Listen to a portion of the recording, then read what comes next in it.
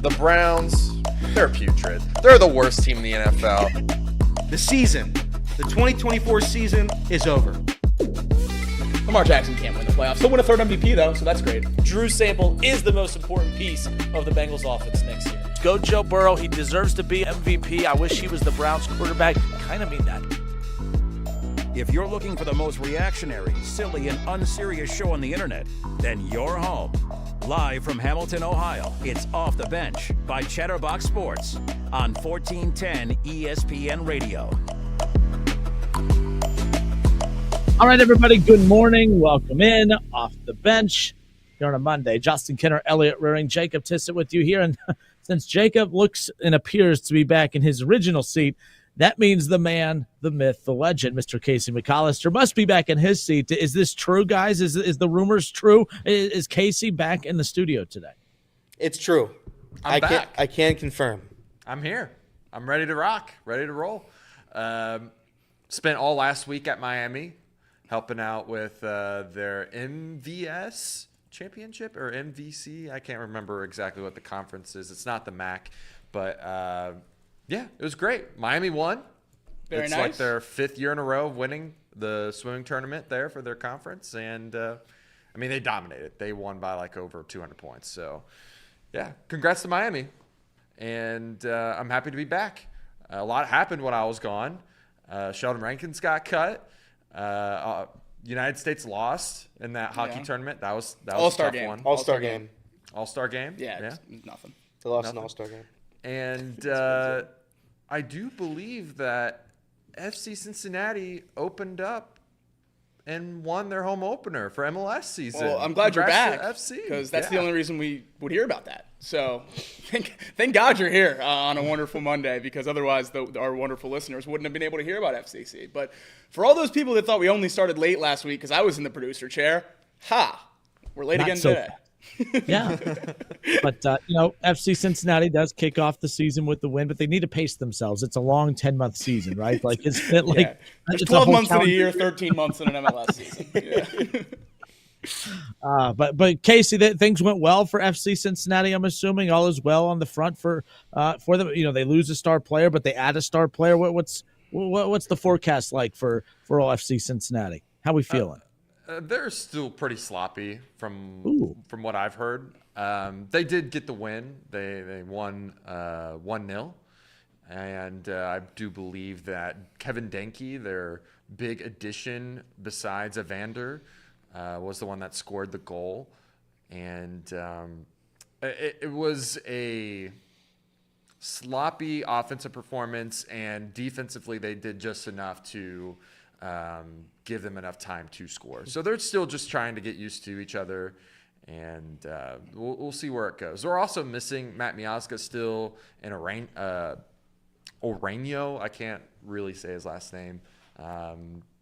But both of those guys will make major bumps up in play here for FC Cincinnati when they return to play. I think both of them are either dealing with illness or recovering from major injuries. So, yeah. Back to the top of the table soon. That's right. Back to the top. Brenner's not coming back to the team either. I saw that report. Oh. Brenner's out.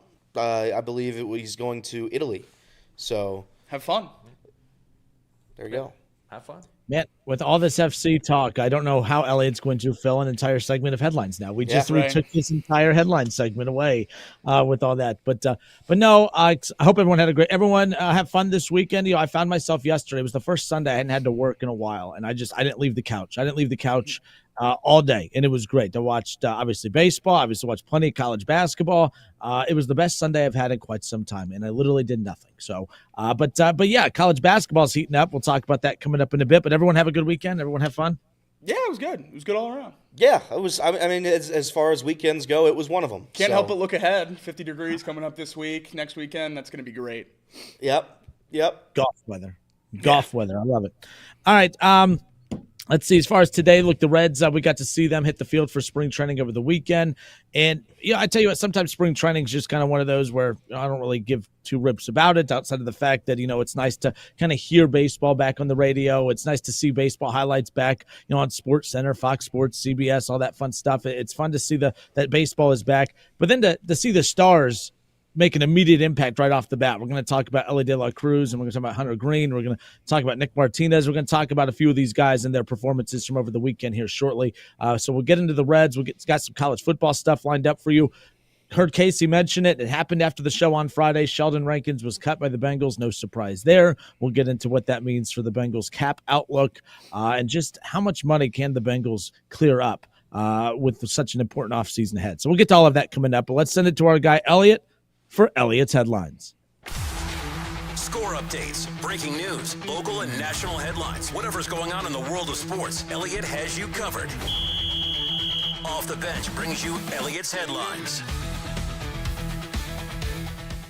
That was good. That was good. College basketball from this weekend. The Bearcats, they win a game, 75-63 over TCU. TCU sucks. Jizzle James, they led all Bearcats scorers with 18 points. Good job, Jizzle. The team shot a season best, I think. I'd have to go back and check this. 15 of 17 at the free throw line. So minimum 17 attempts. I'm pretty sure 15 out of 17's got to be the best this year. And they take on Baylor tomorrow for the fight of their season. If they were to win out, I believe they're in. If they were to lose a game, I believe they're back to being out. So they're technically still a chance, but it's very, very slim. No room for error now. But they do have 0 bad losses. I saw that stat the other day. So that's good. 0 bad 0 out losses. Of how many losses? Seemingly a lot. BYU, they managed to beat Arizona 96-95. I don't know if you saw the end of this game. Yeah, absolute tomfoolery. A questionable foul call, to say the least, handed Arizona the loss. He wasn't touched. I mean, not one bit. He wasn't touched at all. So BYU somehow wins that game, 2 free throws in the final seconds on a terrible call there. Third-ranked Duke, they beat Illinois by 50, 110-67, the final score.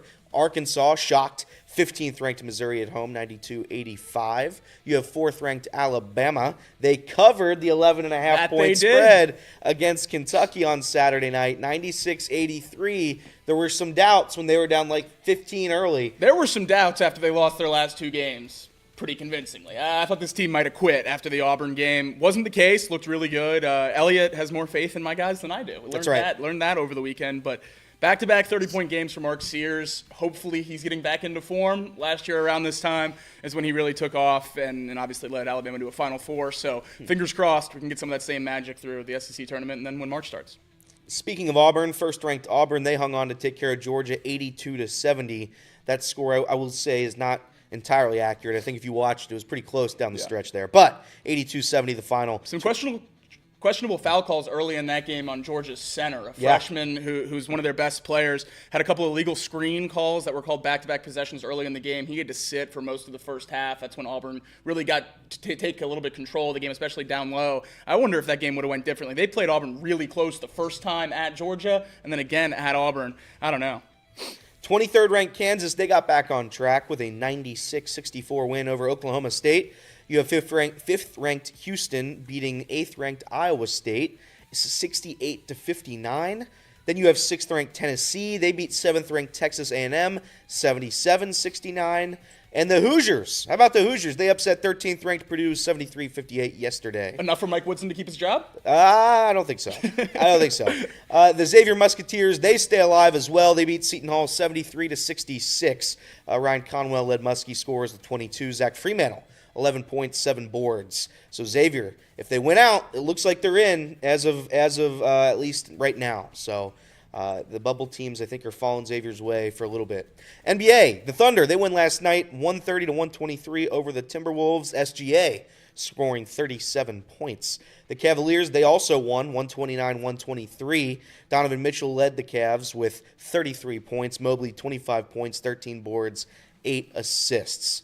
The Mavericks, always like talking about the Mavericks. They lost by 24 to the Warriors yesterday. Yikes. Leading scorers, Kyrie Irving and P.J. Washington, 17 points apop. Seems like they're missing some scoring in there. I don't know where it went. It's not there. I don't know where it went, but it appears to be gone. Speak of the devil. Yeah. I'm sure you have it coming up. Well, no, I didn't. Luka had his best game as a Laker over the weekend. Well, I did see that, but I didn't put it in here because it wasn't yesterday. I thought we married all the Maverick scores with Lakers scores. I did. If the Lakers would have played yesterday, it would have been on there. Okay. I didn't mention the Saturday one. NHL news: the Capitals, they win 7-3 over the Oilers. Ovechkin has a hat trick. He is now 13 goals away from passing Wayne Gretzky for all-time goal leader in the NHL. So that's pretty cool. Major League Baseball, the Reds 1-2 to start spring training. 1-2 to start spring training. They lose yesterday as well, 5-2 to the Giants. Rhys Hines and Espinal each had a triple for what it was worth. Nick Martinez threw 2 innings of scoreless baseball, 3 strikeouts there. And finally, in the headlines, you have college football. I guess they're starting to go away with spring games. Yep, Texas and USC are now not having as well as a game. Nebraska. All 3 of them canceling their spring games. I think we're going to talk about it a little later in the show, but worries about recruiting and transfer portal, that second spring window, and potentially losing some backups after a spring game has raised concerns for those top programs with elite backups. So I don't know, but certainly just more and more changes that continue to keep happening in college football. And those are your headlines, correct? That's correct. Good to go. All right, Off the Bench, presented by United Dairy Farmers here on a Monday. We hope everybody had a great weekend, and we're excited to be hanging out with you guys here today to kick off the week. We're going to talk some Red Spring Training coming up here around the corner.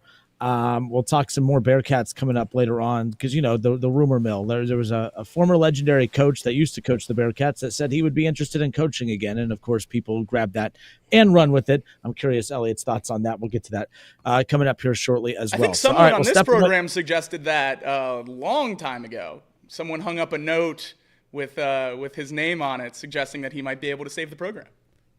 I'm so in between. Yeah, I'm so in between on this individual. We'll talk about him shortly. But, a little step away for a few moments. Elly De La Cruz, the Cincinnati Reds in action over the weekend in meaningless exhibition spring training play. But why do I feel all warm and fuzzy inside after what happened over the weekend? We'll talk about that when we come back. More Off the Bench when we return.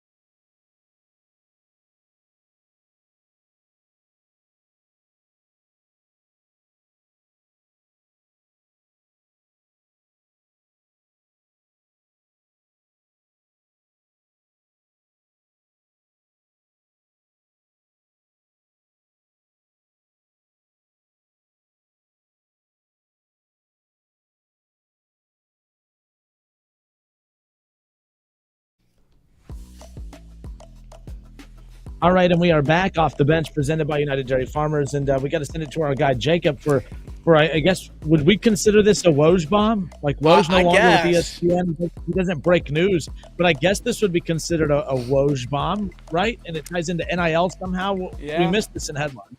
Via Woj himself about 5 minutes ago, you can now be a part of history and buy the iPhone he used to report the COVID suspension of the NBA season. It's on auction right now. The highest bid is currently sitting at $550 for this iPhone that Woj used to break the COVID suspension of the NBA season. How much will you be willing to bid up to, Elliot? I'd be willing to pay $0 for that piece of garbage. But good for him trying to make a quick buck. All the proceeds will go to Bonnie's NIL. So obviously his new venture there, living in the attic of a college bar. Good for him. There you go. There you go, Woj. Stay relevant, babe. Yeah, he retired from covering the NBA, obviously, with ESPN, and took the general manager position, if that's what you want to call it, the GM position for Bonaventure, which he is, of course, an alum there. And that's what he spends his time doing, is just finding everything he can to help raise money for the collective over there.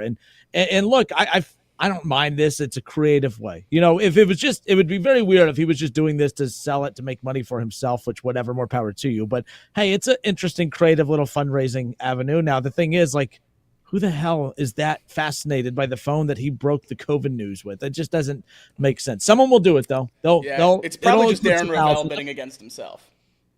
Correct. He's the only person that would want that. I think so. I think he's right. Shout out to old Darren Rovell. How about that? But speaking of Darren Rovell and special things, another headline: Indiana brought the official chair, at least according to Indiana basketball, that Bobby Knight sat in and threw across the court for Mike Woodson to sit in against Purdue. Darren Rovell said that is not the actual chair. So he rained on their parade there as well. I am also woke on that being the actual chair. He's also no fun. Like, let people believe that. All. And to be fair, there are so many people out there that don't know what actually happened to that chair. So yesterday, Indiana, as you talked about earlier, Elliot, Indiana, Purdue played yesterday. Indiana took care of business against Purdue. It was an electric atmosphere over there at All Assembly. But they were making a big deal they brought out the chair. It was the anniversary of the chair toss by legendary coach Bob Knight back in the day. And to honor Bob Knight, they brought out that chair. So Mike Woodson sat in that chair that was tossed across the court way back when. So that's what the hype was. And then Darren Rovell comes out to rain on the parade and say, yeah, that's not the chair. No one knows where the chair is. Mike Woodson says in the postgame, yes, that's the chair that Bob Knight threw across. But there's a lot of conflicting reports out there. Who knows? A lot to be made about that chair, I guess. But there were about five antique shops littered around the country that posted under the tweet from Indiana basketball that they were told that they also have the chair. Oh, boy. So there was a little bit of a chair off on X.com. Nobody knows who's got the chair. No. Oh, man. I mean, look, Elly, you're look, you watch Parks and Rec. I feel like in Parks and Rec they would auction off a chair that was made at the same factory that the chair that Bobby Knight threw across the floor. I feel like that's something that would happen on Parks and Rec. Yeah, I think you're right. That's a Leslie Knope special. All right.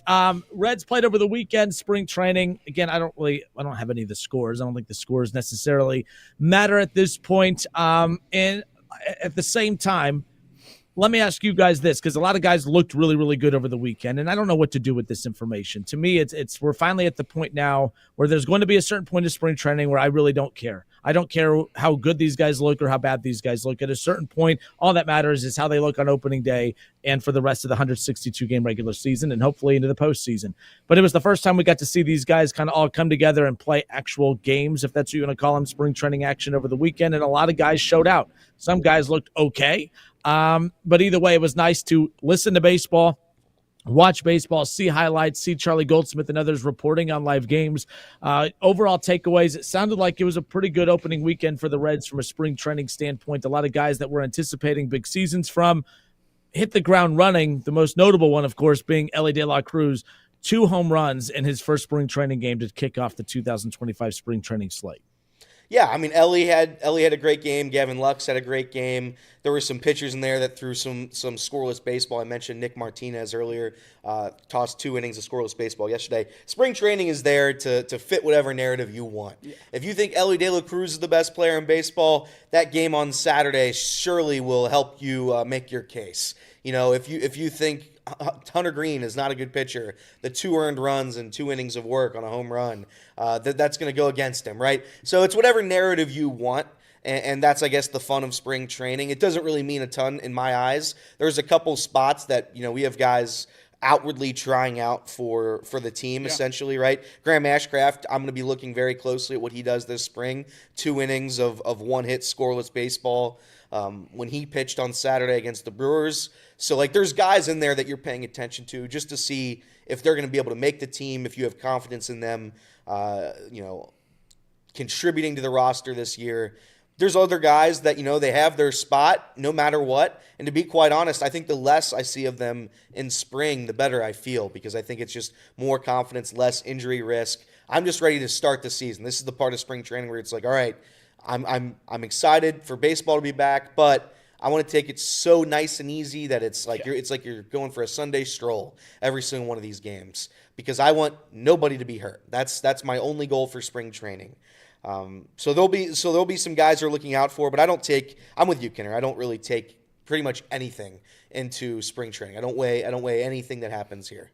This is the exact same thing for me as when the USA loses to Canada and the Four Nations turns into an all-star game. Yeah. If Elly goes 2 for 2 with 2 home runs, well, of course spring training means the world. Yeah. And he's going to win MVP, and I doubled down on it. Now, if the Reds, went on to hypothetically lose 2 of the 3 games over the weekend, then spring training would matter a lot less. And that's exactly what happened. So, I'll hold on to the great performances and put the not so great ones on the back burner. I don't think it's make or break for anyone. Like Elliot said, I think the most interesting part, especially for fans that know players up and down the roster and throughout the organization, is watching the guys who are on that bubble and wondering where they're going to end up, whether it's MLB or AAA or AA or any of the stuff like that. That's the interesting parts of spring training, and see some of the guys you haven't seen yet. Cam Collier ripped a double off a major league pitcher in one of the games over the weekend, and it's stuff like that that's more exciting to see. Obviously, 2 Elly home runs in the first game of spring training is about as exciting as it gets, but as we progress through it, and I get the I miss baseball out of my system a little bit. It's going to be more the lesser players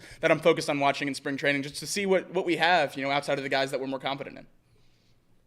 One thing we don't have to speculate about now, at least it seems, is the use of Nick Martinez. I wasn't surprised by this because I guess in my head I just couldn't really grasp the idea of him coming out of the bullpen. But you heard Terry Francona over the weekend come out and say he's a starter. He's a starting pitcher for the Reds. He started over the weekend. He looked very, very good doing it.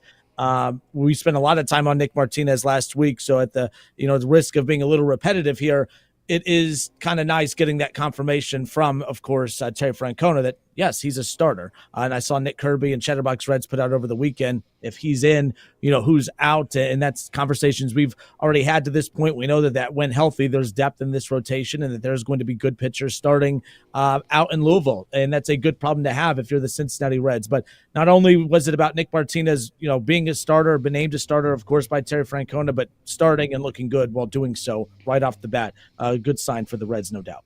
I think it was always going to take an excessive spring from one of the other guys to knock Nick Martinez out of the rotation. I think that's where he was obviously set and starting, and it was going to take someone to knock him out, not he has to work his way there. So, I mean, we haven't seen Rhett Lauder yet. Obviously, Chase Burns, we're not expecting him to be up on opening day. So I think a lot of this stuff is just the start of the season, and we wait and see until if Rhett Lauder starts tearing it up in AAA, that's where these questions start to come in, and that's where I start to lose a little bit of my confidence that he's going to be in the rotation. But obviously he looks great, and it's a wonderful, wonderful problem to have. We saw it at the end of last year. You can never have too many pitchers, and if we have a bunch of guys we believe in, that's great. I don't care where they pitch.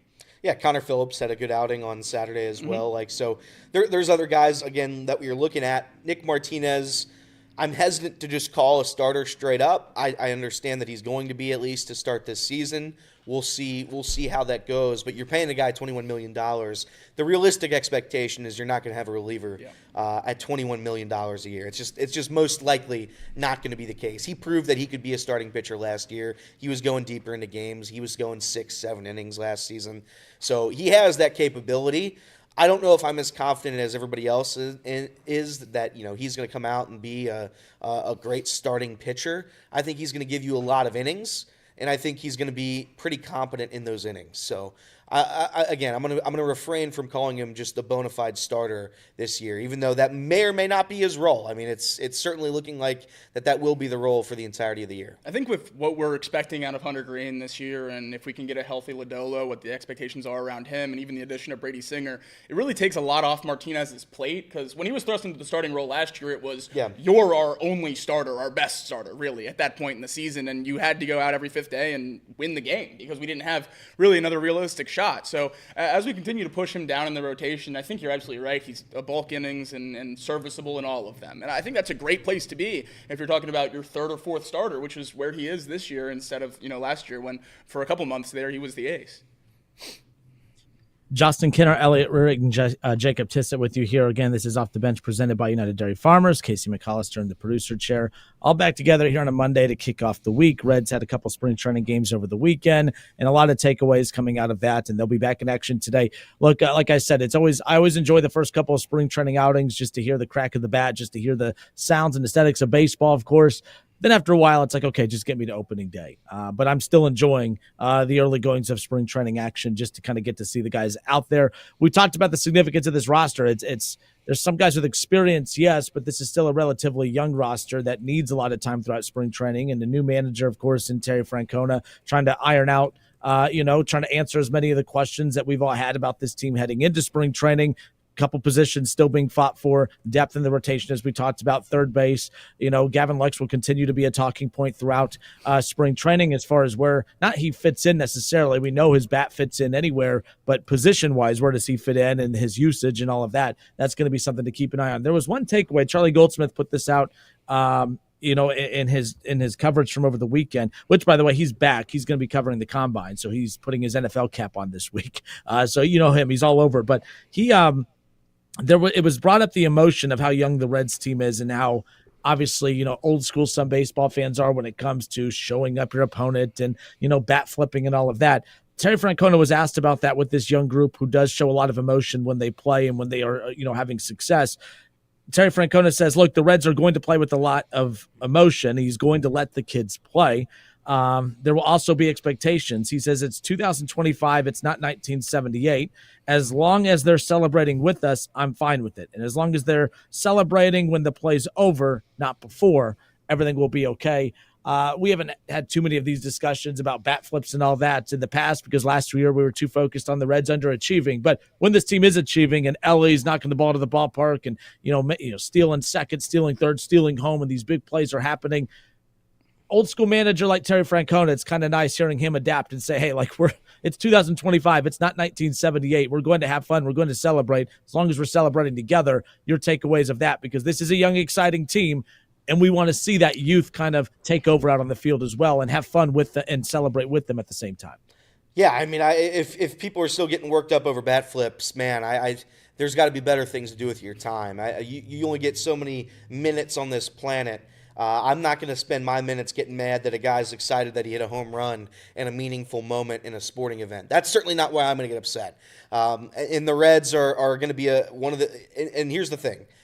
I know there's no moral victories. I get all that. The Reds are exciting. If they're not going to win a lot of games, I'm going to have fun when I watch them. That's at least the mantra of the past couple of seasons. You have Elly de la Cruz out there. Hopefully we're going to have Matt McClain out there. You have a bunch of young guys out there that are going to make you smile when you watch baseball. If that means showboating a little bit, that's what it's going to be. That's the way baseball's gone over the past several years, and it's a good thing that it's gone that way. I know people get upset that their 8-year-old son just pimped a base hit to the shallow outfield. I understand getting upset.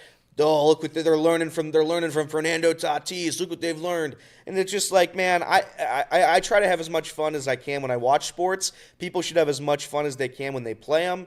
It makes it way more entertaining, and that's what sports are. It's an entertainment business. Saying that, if you want to get critical, yeah, Terry Francona is not going to let guys just Derek Dietrich all over the field and celebrate every single little home run and showboat and wait 35 seconds and look at it. I think there will be some middle ground when it comes to the usual excitement level that the Reds will have compared to just obnoxious Derek Dietrich type of pimp jobs, which is what he did when he was here. So I'm excited. Everybody should be excited. I think Terry Francona's with the times. I think he's excited to see how the Reds perform on the baseball field.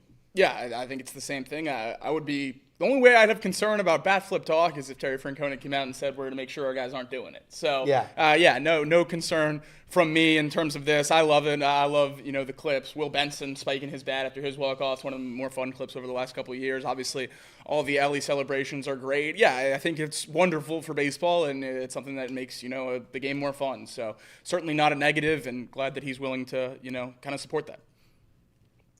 All right, Off the Bench, presented by United Dairy Farmers here on a Monday. Elly de la Cruz had a monster weekend. I know, spring training. It's Overreaction Monday, if that's what you want to call it. But, I mean, it is nice seeing him right away just absolutely crushed the ball in his very first spring training outing. And it had everybody talking. And, of course, you see everybody rushing towards their whatever sports book that they use to place an early futures bet on National League MVP for Elly De La Cruz. 5 players in the National League have better odds to win MVP than Elly De La Cruz. How confident are you that he can actually compete for the MVP award this upcoming season? We'll discuss that and more when we come back. More Off the Bench when we return.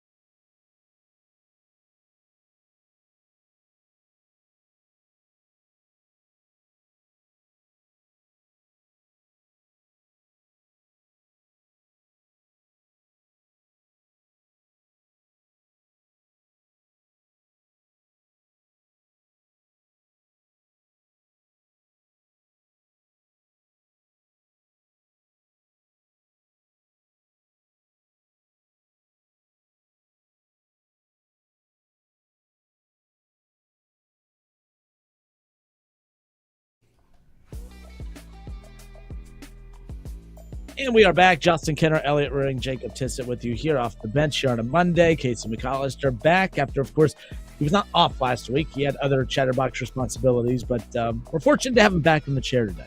Jacob's back in his chair, so he's more relaxed. He's more calm. He's more, locked in. Less focused. Yeah. The biggest change between that chair and this chair is just the angle of your back, and it directly correlates with the amount of focus. You sit way straighter in that chair. You're locked in. These very loungy. Oh, yeah. And, it's just, two different worlds in the producer chair versus over here. That's right. By the way, we were talking over the break about the pitching graphic we put out last Friday, whatever it was. I'm going to stand by it. In a minimum of 25 starts, Hunter Green's going to have a better ERA than Paul Skeens. I'll stand by it. Minimum of 25 starts, Hunter Green has a better ERA than Paul Skeens. For all those hating on my graphic. And by the way, here's the thing about our graphics. It's no fun if we all have the same exact graphic. Like Jacob and I can't have this same exact list when we go out and put out graphics. So for all those hating out there, it would be kind of funny if we put out like off the bench's top 5 quarterbacks and we all just agreed. Yeah, we all four of the exact same same list. That's not how graphics. It would be a thrilling segment though if I said I think the most important pitcher in the National League Central is Paul Skeens, and you said I agree. It would be, and then we go to break. So, and again, last week we took a look at. We were just looking at pitching in the NL Central, not the National League as a whole, not in baseball as a whole. So we were just looking at the NL Central as a whole, and we had everyone kind of put out their top 5 pitchers in the NL Central, and I think it was pretty easy to look at the top 2 of Paul Skeens and Hunter Green, and and kind of take a look at it like that. Obviously, controversial take by Elliot last week. It was Elliot's take. It's Elliot's opinion. That's why I had Elliot's picture at the top. It's his opinion. If we ask you your top 5 and you put out your top 5, then give your top 5. But yeah, Elliot got beat up a little bit for putting Hunter Green above Paul Skeens. But I am interested. I will follow the 25 games, the start track, and see who comes out with the better ERA. Either way, I don't mind either one being number 1 in that. I see why Skeens would be the more popular, or the more popular pick to be the one right there. But again, if Hunter Green picks up where he left off, and you get that Hunter Green from the last couple months of last season, from April all the way on, we're having a very, very different conversation, I think. So it is something to keep an eye on. But sure. Elly De La Cruz over the weekend, right away, again, spring training. By the way, if he would have struck out every at bat we'd overreact to that and say, is Elly going to have, last year we thought he'd have that sophomore slump last year. We're going to overreact to strikeouts in spring training this season, right? But no, he does the complete opposite. Doesn't just make contact. He just blasts the ball out of the ballpark. 2 home runs in his first spring training game, and it got everybody talking. I saw so many people on social media rushing to their whatever sports book that they use to place an early futures bet on Elly winning, National League MVP this upcoming season. So I use ESPN Bet. I just went ahead and took a look. There are 5 players who have better odds of winning the MVP out of the National League than Elly De La Cruz. So there's 2 different ways to look at that. Man, Elly De La Cruz has the 6th best odds to win MVP out of the National League this upcoming season. Or, man, there's still 5 players that are significantly better than Elly De La Cruz that have better odds. Could you guys want to throw out a guess of who the players are that are ahead of Elly De La Cruz, at least according to ESPN Bet? Love my chances with taking Shohei. Yeah, that was cheating because I was also That's a going to pretty take good him. I'll take Mookie second. So Shohei is number 1. Mookie is up there, but he's not number 2. Okay. Is he top 5? He's got to be above Elly. He's got to be Elly, right? Yeah, he's Okay. above Elly. Okay. Juan Soto comes in at number 2. Okay. Oh, yeah, I forgot he was in the National League now. Bryce Harper? No Bryce Harper. Healthy Okay. There is Acuna. no. Well, Elly and him have the same Okay. odds. Oh, wow. Okay. So technically, they're right there neck and neck. Kyle Tucker? Yeah. Kyle Tucker. All right. What about one of the Padres? Yeah, probably. Tatis or Machado? Yeah, Tatis or Machado. Yes. Tatis is right up there as well. So the top 5, the guys who have the 5 best odds of winning MVP better than Elly. Shohei comes in at 1 at plus 145, plus 550 is Juan Soto, plus 900 for Fernando Tatis Jr. and then Mookie Betts and Kyle Tucker are 3, 4, and 5. All right. It's a good list to be in. List. I mean, That's a good list. That's a good list. I think he can be in the mix. Here's why I don't. So if Shohei Ohtani, I think he's the favorite to win it, obviously. I think we talked about this last year. I mean, he's won multiple MVPs with different teams. He won his first World Series last year. I think for Shohei to win it this year again, I do wonder if it's not going to be Shohei fatigue. I wonder if there's going to be a Dodgers fatigue. I think a lot of people deep down, they're not angry at the Dodgers because they're doing what we all want our teams to do. But I think a lot of people don't really respect what the Dodgers are doing to a certain extent as well. Do you guys think that the bias against the Dodgers could work against Shohei Ohtani? The only way I see him winning it again this year is because he's going to pitch this year. The plan is for him to pitch this year, right? If he puts up top 10, top 5 pitching numbers in baseball along with his offensive production from last year, I don't see how he can't win it. But if he doesn't pitch as well as what he has in years past, and it's just his typical elite offensive production, I don't know if he wins it again this upcoming season. I wonder if the fact that he is a Dodger works against him, as wild as that sounds. I really like Elly's chances because I think it's a lot of these MVP awards are storyline driven. And I think that if the Reds live up to the hype, if the Reds are competing for the division, if the Reds win the division and the Reds make the playoffs, and the Reds are one of the better feel-good stories in baseball, and Elly is the face of that the way he was the face of the Reds last year, I could see the voter fatigue for Shohei and the Dodgers play an impact in that, and I could see the new shiny toy being Elly De La Cruz and the Reds and their success and possibly winning the division, possibly making the playoffs. If those things happen, and those things have to happen for it to happen, I think we could be talking about Elly De La Cruz truly competing with Shohei Ohtani to win MVP this upcoming season. Yeah, certainly I think there is voter fatigue. There's voter fatigue in every sports league. You saw it with LeBron James. You saw it in the NFL, right? You see it across all leagues. Every single league. Lamar Jackson has a little bit of voter fatigue this year. Every single league has that in some way or the other. The only thing is Shohei Ohtani, if he plays 2 positions like you said, and if he's pretty good at both of them, he's going to win the MVP just because he has to. You know, he's one of the best players. If he has a sub-3 ERA and he hits 290 with 40 home runs, like the guy is going to win the MVP and it won't be close. And it borderline should be unanimous. You know, if he is somewhat struggling pitching-wise, I'd imagine at some point they would just shut him down because there wouldn't be risk. There wouldn't be a need to risk injury. I'd imagine some point late in the season, if he has like a 4-something ERA, they'd shut him down, at least for the remainder of the regular season, which would play a part into this. I think Elly De La Cruz is a benefactor of the Terry Francona. These are an up-and-coming roster if they make the playoffs. So there are stories for Elly De La Cruz to benefit from, opposed to Shohei Ohtani, who's supposed to be that good, right? You are right about that. I just think that Shohei is so good that I can't sit here and say that Elly's going to be in that conversation neck and neck with him. All right, I think he'll be top 5, 100%. I think he finished 8th in MVP votes last year. He finished behind, Ketel Marte, Marcell Ozuna, William Contreras. I think he's better than those 3 guys right there. So I think Elly's going to be there. I just don't know if he's going to be, in the same exact ballpark as Shohei.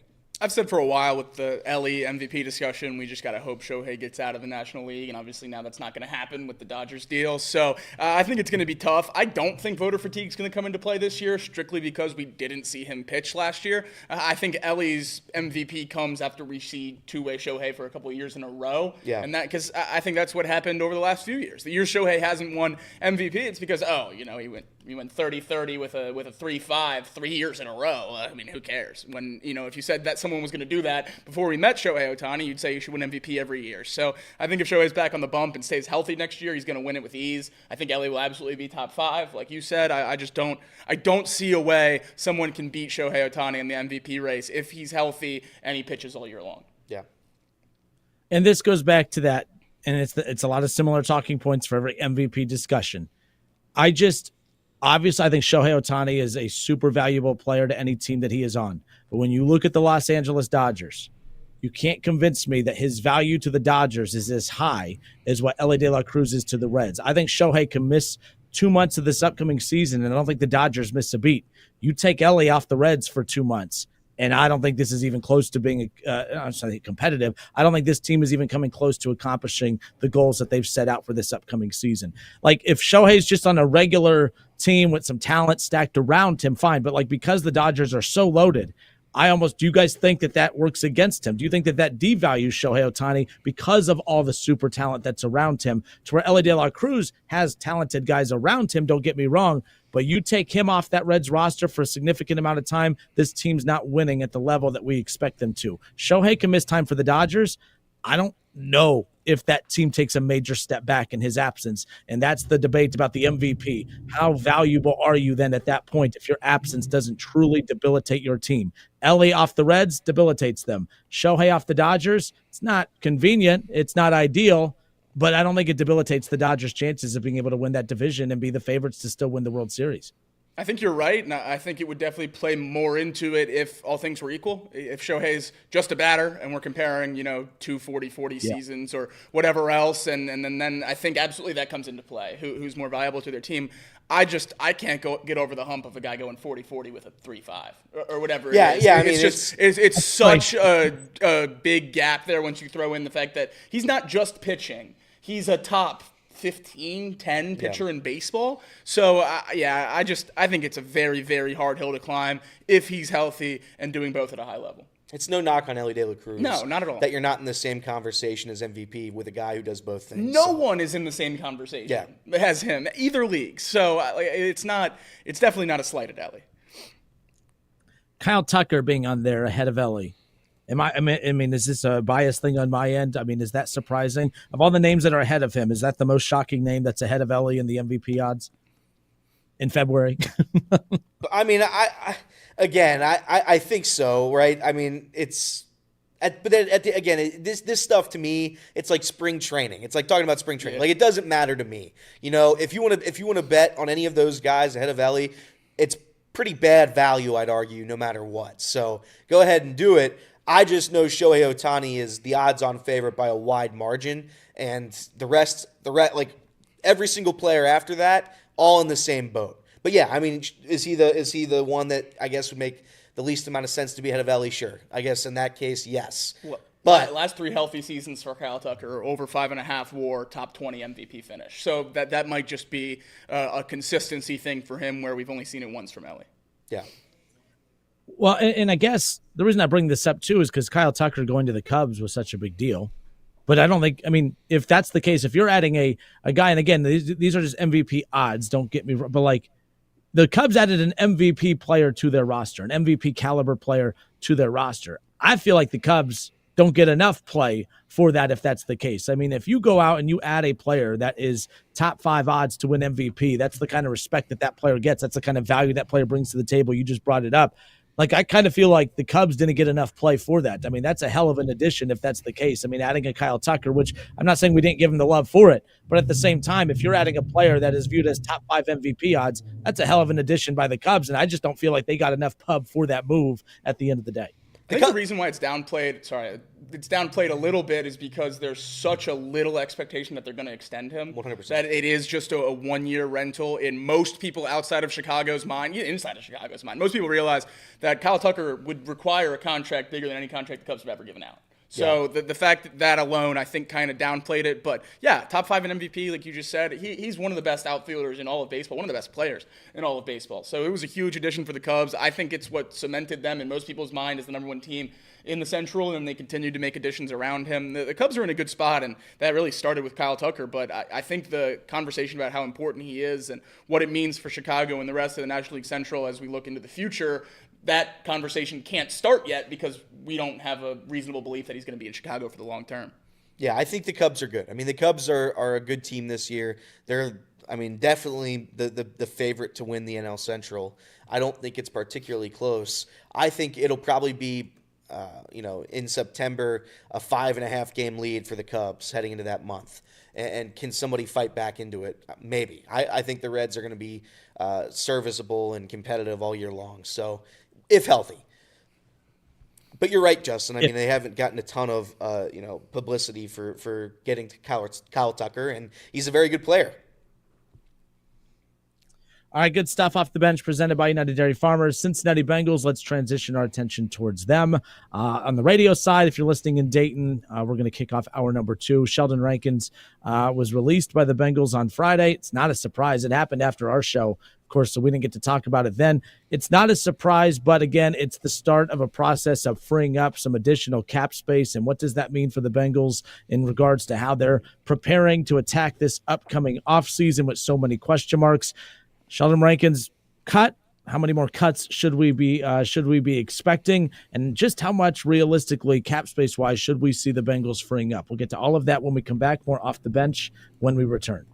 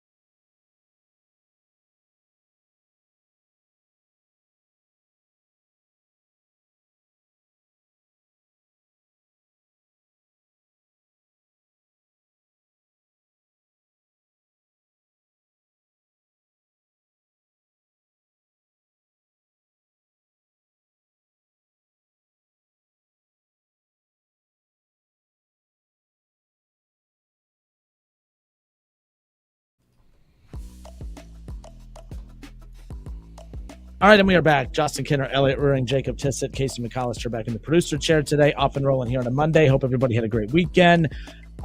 So Friday, we wrap up the show, and then it was announced a little bit later that Sheldon Rankins had been let go by the Cincinnati Bengals. And although that made its rounds as a headline and a talking point, I don't think anyone was surprised by that. Was with all the weird stuff that happened for the Bengals in 2024, was that the weirdest one as far as how it was handled, how it was covered? Do we even know what actually was going on? Like, what happened with Sheldon Rankins? Because it was a good offseason addition. I know people say, oh, the Bengals screwed up with that. I don't think they screwed up. The intent was to go get a good replacement for DJ Reader, and I thought that they did that. Sheldon Rankins was a great replacement for DJ Reader. It just didn't lead to great things on the field. He was an out there, and there was just a lot of, not secrecy, but there was just no transparency whatsoever with what exactly was going on there. Is that one of the weirder things from the 2024 season, the Sheldon Rankins saga, if you will? It's not a surprise that he's cut. I feel like there's a lot of there's just not a lot known exactly what the hell happened there with him throughout his tenure throughout his season, in Cincinnati. Yeah, I think Sheldon Rankins goes into a very, very exclusive list with Trey Waynes, and I don't know if I'm forgetting anyone else, but major Bengals free agency signings that just didn't work out even in the slightest. Only played 7 games, but that didn't stop Ian Rappaport from labeling him as a crucial starter for the Bengals this last season. I saw that. Obviously, they're moving on from him now, saving, I think it was right about $6 million, which makes it a no-brainer move for a guy that couldn't play all year because of viral meningitis. So, yeah, this was a no-brainer. The questions really started coming when the Bengals signed Sheldon Rankins, and you said it right there, and it's where my main gripe with this came from originally. They signed Sheldon Rankins to replace DJ Reader.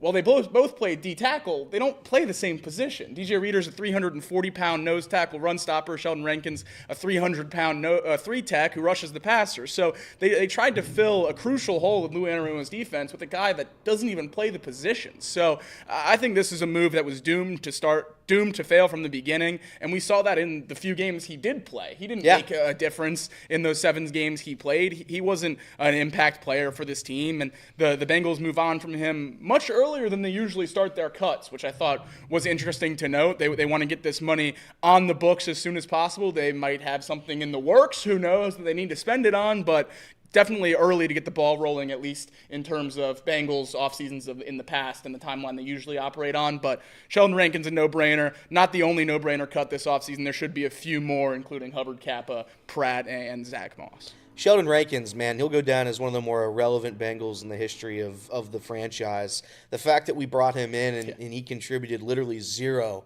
it's hard to do. And, if you want to say whatever illness it was, that's fine. Viral meningitis. Yeah. I would say that a lot of that, now this is an allegation, but I'd argue maybe some of it potentially wasn't because he was sick, right? I think there might have been something else going on there that wasn't illness related. I could be wrong, and if I'm wrong, more power to him, I guess. But it was a failure from the jump. He did not do what the Bengals thought he was able to do, and now you have to sit on your hands. You do get to cut him now, so that's good. You get some money. But, yeah, I mean, in terms of disappointment last year, Kinner, you asked at the beginning of this segment, probably one of the more disappointing names for sure, given the fact that he legit stopped playing football at some point during the season. Yeah, and then so obviously one of many players that you guys had anticipated them cutting. Geno Stone was another one that we thought would potentially be cut. It doesn't sound like that's the case now. Are there some names that you thought were going to be cut that could be surprises? And by the way, maybe Stone still could be, but there was some stuff indicating that maybe he wouldn't. You brought up a couple of the names that you do still expect to be cut. Are there any surprise names that you expect to be cut that possibly won't be, if that makes sense in that regards too? Because we're anticipating some of these names to be let go. Will they?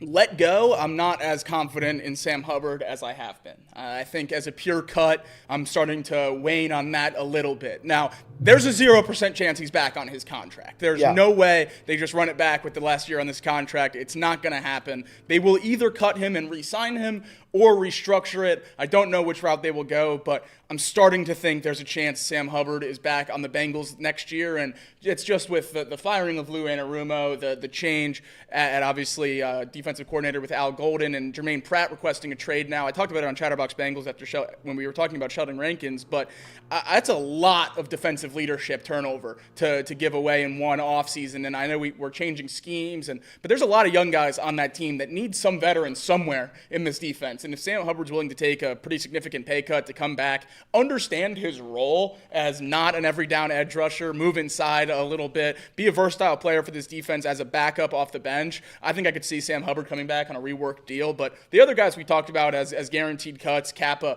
Pratt, who obviously could be traded instead, but definitely won't be on the Bengals next year, and Zach Moss, I think those guys are layups, no questions asked, will not be staying. Geno Stone's a guy that I think a lot of fans thought would be gone. I don't know if it's a bad thing that Geno Stone, is still here. I think you have to replace so many defensive players right now.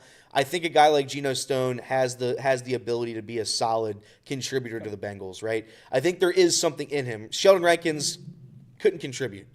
I think Geno Stone can contribute to the secondary of the Bengals. Hopefully, at least from what we've seen in years past, he can be that guy, and I think he was starting to get better towards the end. So I'm not shocked that he's going to be, at least he probably will be, a Bengal heading into next year. You can't replace, I know we say you have to replace everybody. You can't actually replace everybody. There has to be some returning talent on the defensive side of the football. So I'm not upset that Geno Stone's back. In terms of the other cuts, Sam Hubbard is a fan favorite. I don't know if you had to rank jersey sales for the Bengals. He's certainly top 5, top 6, top 7. If you divide jersey sales by on-field output, he's distantly number one. McPherson's getting up there now, though. That's true.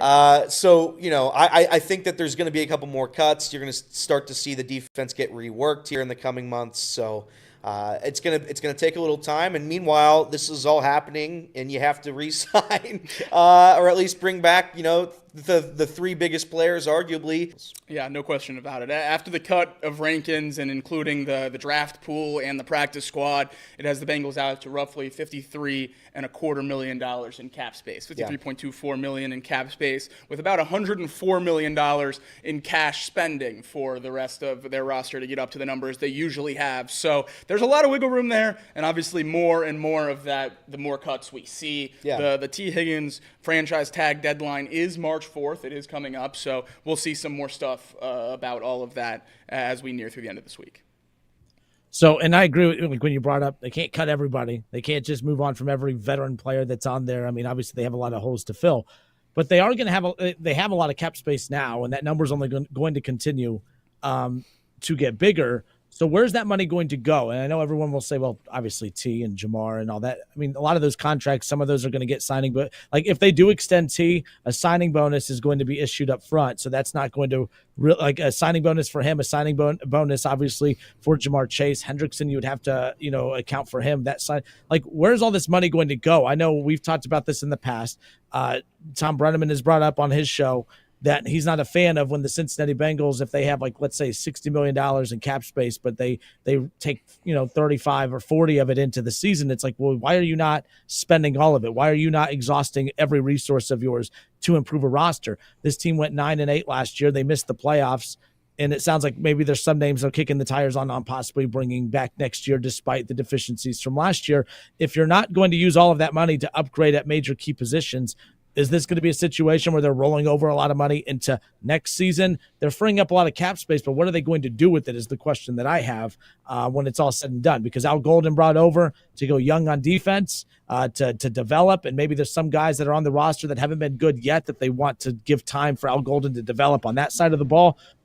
How much money do you anticipate them spending? Not how much money do you anticipate them freeing up, but how much of that do you think that they're actually going to spend? Because that's where I'm curious. How aggressive do you think that they're going to be once they've taken care of T, once they've taken care of Jamar, Trey Hendrickson? They're going to have, hit the draft hard, of course. They're going to give guys a chance to come back and see what they could do under Al Golden on the defensive side. Where's this money going to go, do you think? Are they going to use the full $53.24 million in cap space? No, I don't think so. I think they're definitely going to have some leftover cap space as we get into week one. The question comes into how much cash are they going to spend, and they could have $20 million left in cap space and spend $150 million in cash. It all comes down to how they structure the contracts. And the reason why we're talking about being able to let a guy like Sheldon Rankins, who played so poorly, walk after one season, cutting him after one season, saving all that money, is because of the way the Bengals structure contracts. Now, is that a bad thing when you talk to Jamar Chase and T. Higgins? Absolutely. But with those mid-level signings that the Bengals are going to make outside of those stars in free agency, they're not going to guarantee a lot of money. That's not going to have a lot of effect on the cap. They're going to do these pseudo one-year deals and 2- and 3-year sets where they can cut guys for minimal losses after the first or second year if it doesn't work out. That's just the way the Bengals operate. So the thing I'm focused more on now is where that cash number gets to. It's up over 100 after the Sheldon Rankins cut. It's got to get to about 125 to have some real significant confidence in bringing all 3 guys back, as well as making some significant improvements to the team. The cap number could be the exact same if they don't guarantee any money. So I'm not nearly as focused on what they have in cap as much as I'm focused on they have to spend more cash this offseason than they have in years past, because that's just what it requires. Yep, they're top 10 in total cap space that's available. That number will only continue to get bigger, possibly with some future cuts coming. But they are also ranked near the bottom as far as their dead cap. Like they're not being penalized this year. There's not a lot of contracts that are working against them. So I think that's that from that perception. That's why they also get criticized so much, is because like you're not operating uphill the way you're pretending to be. Like there's not a lot of roadblocks in their way, but it feels like it. Like I feel like this is a team that's just strapped for cash, and they're not. This is a team that has the highest paid quarterback in the league, about to have the highest paid wide receiver in the league, and it still is not going to impact them the way that we have been conditioned to feel and think about this team, and that's why people are losing patience with them. That's the thing. Like it's one thing if your team has spent a ton of money and they don't have a lot of money to spend. They haven't spent hardly any money. They're 28th in the debt as far as the dead cap and how that impacts their salary cap. They don't have an excuse. I'm very fascinated to see what they do, because so many people make a big deal about the money they have available to them. Yeah. I just don't think it's going to match the expectations that people have for what they're going to do this offseason. Yeah, we heard it a couple weeks ago when Joe Burrow was on his media tour. He said, do what the Eagles do. They pay everyone. The Eagles have Jalen Hurts, A.J. Brown, Landon Dickerson, Lane Johnson, Devontae Smith, Jordan Mailata, and Dallas Goedert over $50 million contracts. The Bengals have Joe Burrow and Orlando Brown. The fallacy that they don't have money to spend it's completely a lie. They have everything that they want to do. They're capable of doing everything we want them to do. So get with the times, pay your stars what they're worth, structure the contract so it's doable with the cap space. It's really not that hard. All right, off the bench, presented by United Dairy Farmers. Before we move away from the Bengals, Casey, anything to jump in on when it comes to the Bengals and their cap space situation right now? Again, Sheldon Rankins, it wasn't a surprise that they let him go, but ultimately the money, it frees up and, again, just continues to add to the narrative of the anticipated activity that they're going to have this offseason. Yeah, I'll just reiterate some of the same points Jacob already brought up. I am getting a little nervous about the Sam Hubbard situation. I do think like losing all your captains does have some sort of weight bearing on them right now, and the fact that you bring in Al Golden, who knows Sam Hubbard, I don't know. Maybe they feel like maybe they should keep him around. I hope they restructure the deal somehow. But as time goes on and less of these cuts don't happen, the more I'm going to start worrying. The other thing, too, in that list is Alex Kappa. I mean, he doesn't deserve the contract that he's got right now. He was the triple crown sack pressures and something else. He doesn't deserve that contract either, but the more time passes, the more I get worried about this. Bengals need to get with the times. Just like Jacob said, they are capable of structuring deals that involve risk in their future, and that's just something that they haven't been willing to do in the past. They've done it with their best players like A.J. Green and Geno Atkins, and you can even point to like Carlos Dunlap, but they have never jeopardized their potential future. And what the Eagles are doing is really smart too. A lot of those deals, their mega huge cap hits are in 2030 when the CBA gets to be renegotiated, when they get more money from these TV deals. Every year they're breaking more and more records, more and more viewership. So that cap number is just going to go up, and it's going to go up exponentially. The Bengals can do something similar. They don't have to go all in like the Eagles do, but they can definitely go semi-in on that route and do some of the bigger contracts like Jamar Chase and T. Higgins in similar light. And you don't have to completely go all in on like the 2030 year or whatever. But those are my thoughts on the team at the moment. All we're asking for is them to become a little more modernized. They have been a Stone Age franchise for years. They kind of made a couple good steps in the right direction over the last few years in the Joe Burrow era. Let's take that final step. Let's go off the deep end together. Eagles have 7 $50 million contracts, as I just said, and if the Bengals do what we're asking them to do this offseason, they would have 4 or 5. So we aren't even asking them to go all the way to where the Eagles are. We're just asking them to dip their toe in being a competitor, which doesn't seem like that much to ask when you already have Joe Burrow playing quarterback. One more thing to consider as well, it came out last week as well, and I don't even know if we touched on it or not. The salary cap was announced for the next 2 seasons. It was like $25 million higher than what many people were anticipating, which covers a nice little chunk of T. Higgins' contract if they decided to. If you would have given Jamar what he asked for last year, it would have been a crazy discount deal. Yeah. All right, Off the Bench presented by United Dairy Farmers. Let's jump into some college basketball talk. ESPN Joe Lunardi's latest bracketology report. Xavier on the bubble. The Bearcats, what's their outlook like still, again, as we come out of a weekend where they get a win over TCU? Ohio State, they were sitting pretty 2 weeks ago. Now they're just listed as outs. We'll talk about their outlook, college hoops. Plus, I know a question was sent in regarding Xavier that Elliot will set up when we come back. We'll have more Off the Bench when we return.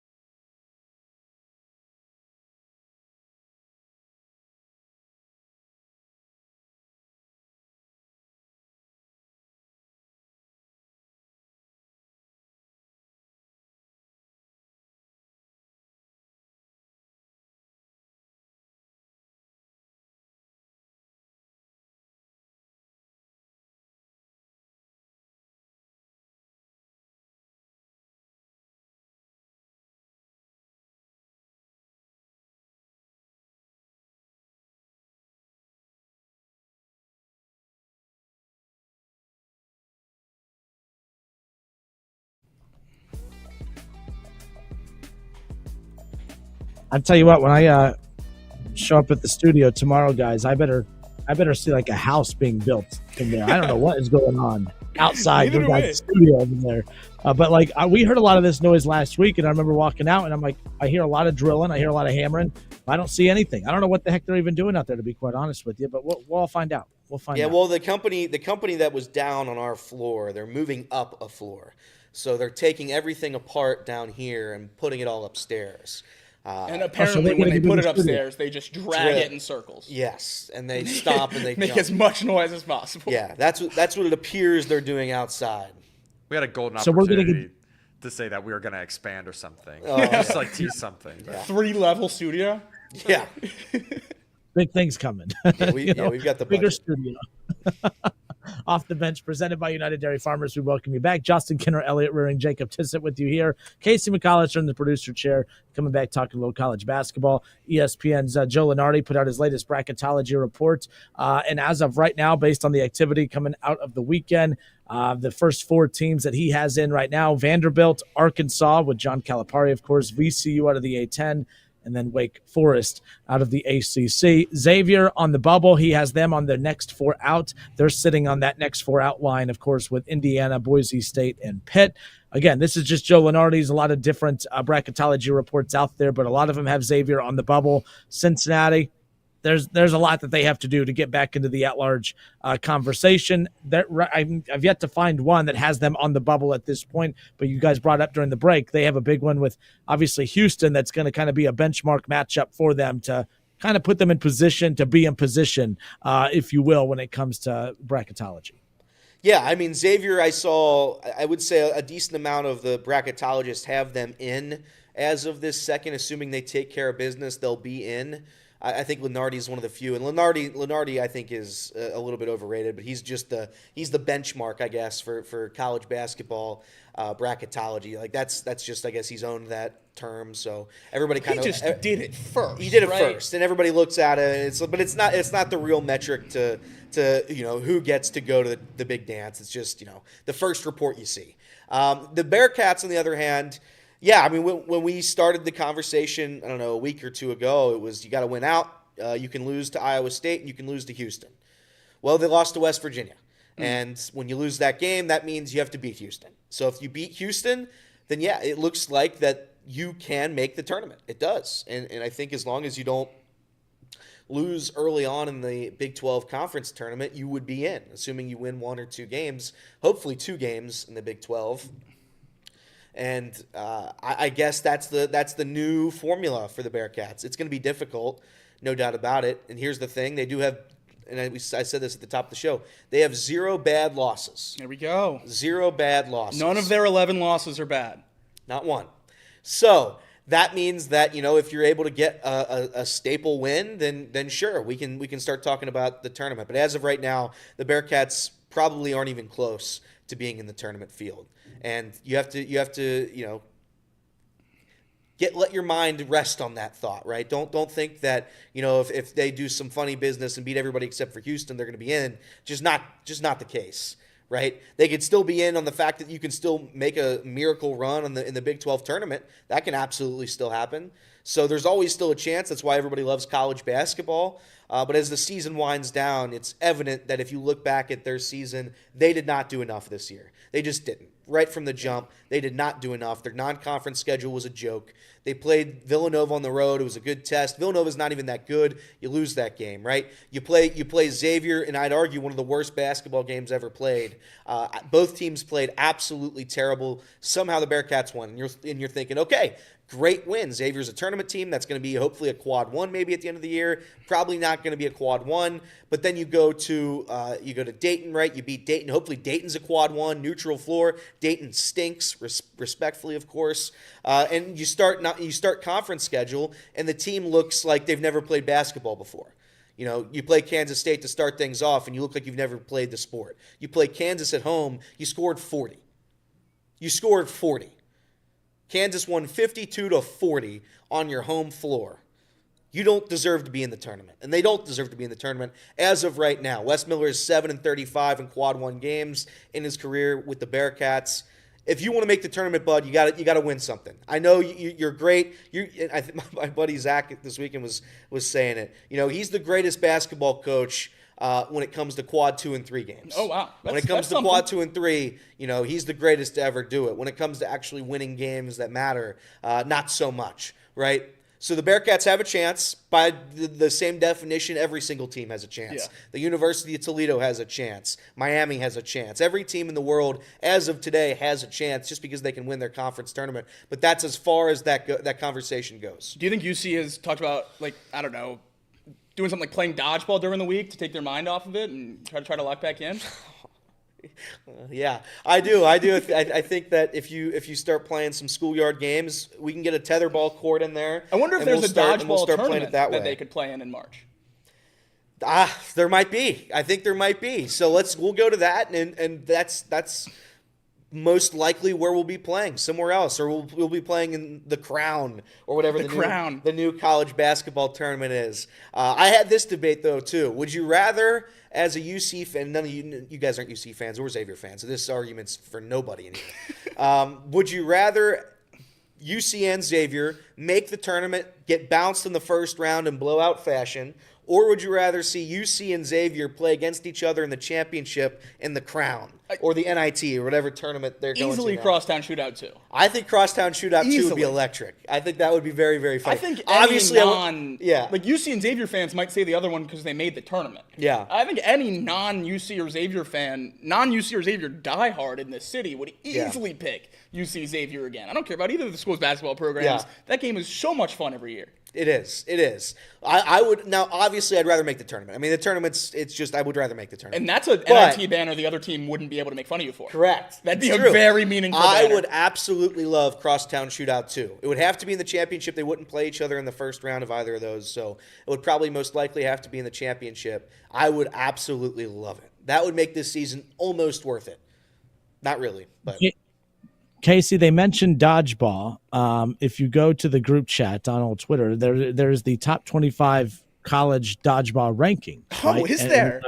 And if I'm not mistaken, I do believe, it's the top 25 college dodgeball power rankings, February of 2025. And ironically enough, a lot of Ohio teams on this list, including your Cincinnati Bearcats, Elliot. Take a look right here. I mean, it's ironic. Jizzle James and the boys, 8th best dodgeball team in the country. I mean, they got some room to climb up that ladder a little bit. Miami of Ohio, leaving them in the dust a little bit. There's Ohio, Michigan State, Akron sitting there at the top. But, Cincinnati, the Bearcats, they have some room to grow in the old college dodgeball rankings there. Good for you guys, man. Top 10. Yep. Boy, when it rains, it pours, huh? Top 10 in the dodgeball rankings. It's like back in December, I thought Ohio was going to have a ton of, at-large opportunities. Like Ohio State was sitting pretty. Ohio State always plays well in November, December. They always do well against very good non-con opponents. Not just good in their non-con. I mean, they beat the Kentuckys. They beat a lot of powers throughout. I thought Ohio State was sitting pretty. Dayton was 2-2 against top 10 teams in the country at that point. They were in the top 25 when they faced Cincinnati. Cincinnati was in the top 25 at one point. Xavier they've been very consistent, a little up and down, but consistent throughout most of the season at this point.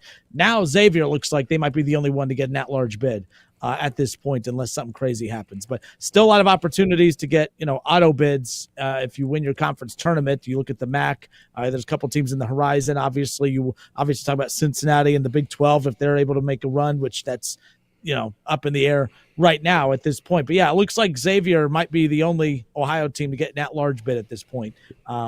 If they can remain on the bubble and continue to get some wins down the stretch. But we'll see. Xavier's got a chance. They don't have – I mean, the rest of their schedule is pretty terrible outside of Creighton. You win on Saturday. It's probably, as of right now, one of the bigger games on the schedule this season for the Muskies. So you got to win that game.